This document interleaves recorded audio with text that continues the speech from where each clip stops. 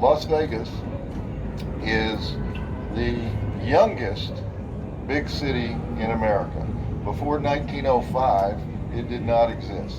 In 1905, all of these lots from here to the Plaza Hotel at the end of Fremont Street, all of this was just empty land. And on a day in May of 1905, they had an auction down by the train tracks, and they auctioned off all the blocks. The most notorious block was Block 16, because it was the only block where you were allowed to have gambling, alcohol, and prostitution. So everybody wanted a piece of Block 16. I'll show you later when we walk down there where Block 16 was. Back to the El Cortez.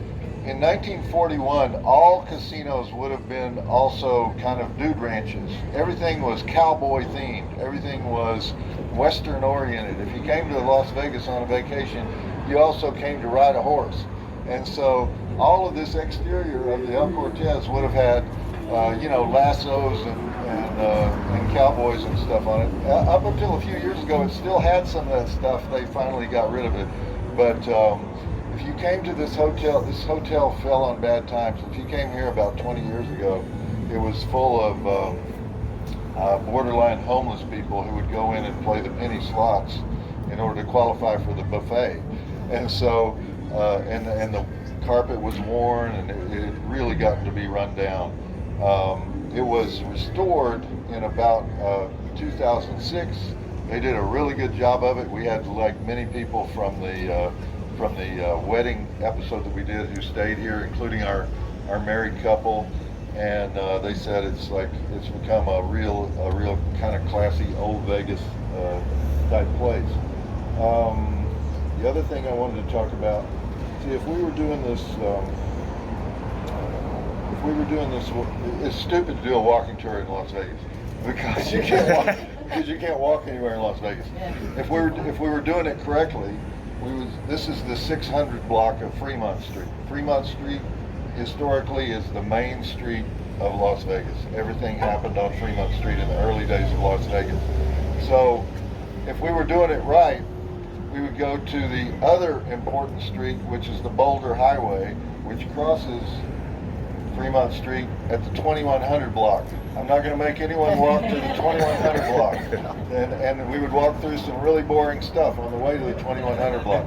But if you go to the 2100 block of Fremont Street, you can see the site of a very famous place. When people would drive into Las Vegas in the old days, they would always stop at the Blue Onion Drive-In. The Blue Onion Drive-In was a huge, it was not a theater drive-in, it was a drive-in restaurant. And you would pull up into these 73 lanes, giant 73 lane parking area that had outdoor air conditioning. They would blow cold air into your car, and it was next door to the Blue Angel Motel.